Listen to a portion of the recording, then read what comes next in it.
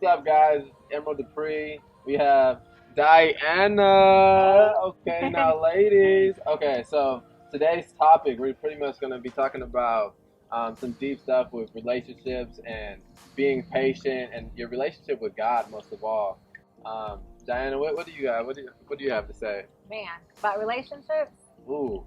I feel like they're a lot of work. They take a lot of work. So unless you're not willing to, like a full-time job type of thing, don't answer them. Let me ask you this question. What do you feel is the most impactful thing that you could tell to other women that are in their career and trying to be successful and they do still want a relationship? I think just having happiness. Make sure that what you do in your career makes you happy. A lot of times I think we lose sight of that, and it just becomes like a schedule almost, like a routine. But you got to make sure what you do makes you happy, whether it is your career. And like I said, because it's full time, like your mind got to be right. Because to balance a career and a relationship is hard work 24/7. How important is it for self-love and self-talk? First of all, I feel like self-love is like, it's a state of mind more than anything, So I think it's a place where you go mentally.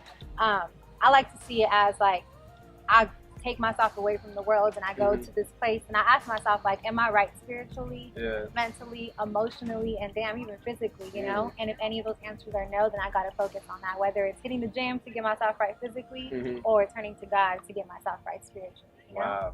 I like that. Even when you said turning to God, just finding that relationship with God first and then finding that relationship with ourselves first is always the first step, because a lot of times people like to just jump into that relationship and they don't even know who they are yet. Exactly. They're still working on themselves. I think that's like the biggest thing is like you go looking for somebody when you don't even know who you are first, and without God, you'll never be able to know who you are. God is your mirror. He's going to show you who you are. And without that, you'll forever be lost. Ooh.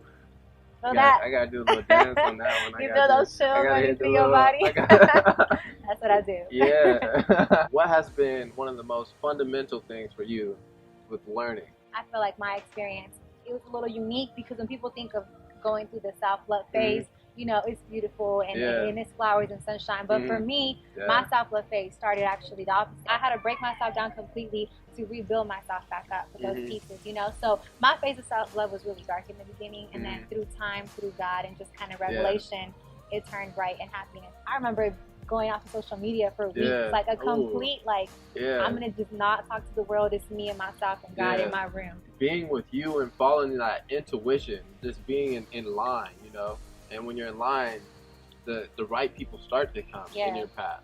I feel like even the way I met you happened in that way. I feel like I met you in that exact time in my life where I did turn to the law of attraction and to God, and people like you started coming into my life. And first I thought, like, this is a coincidence. Like, I'll be at line at the grocery store and someone behind me is talking about the law of attraction, and I'm like, yo, that's a coincidence. But then I realized with time and experience, that's not no coincidence. Exactly. The world is giving me what I'm putting out there, and I think having that happen to me a lot of times, I realized, like, yo, Diana, like, this could be your life every day. You could be surrounded around these types of people every single day. And I fell in love with that feeling. And that's what I'm living today, and it's beautiful. But what are some important values that we should have?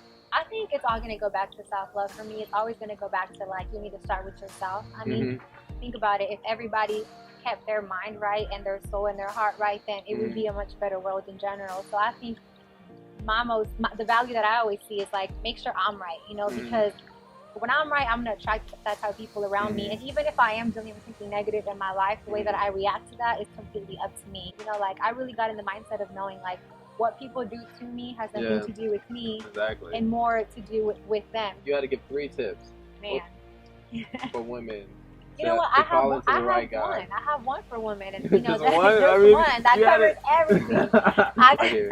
Tip for women is really embrace your beauty and your intellectuality at the same time. Practice spirituality. Practice loving yourself physically, mentally, and emotionally. We're gonna give you 3 tips for men. So men get 3, y'all ladies get 1. You know what? Dealing with men in my life, I think the biggest issue for me has been what they think that I'm looking for. Stop thinking what they want and instead listen to her, and you'll know what she wants. Summarize, like, one big impactful moment for you. What would that impactful moment be? Man.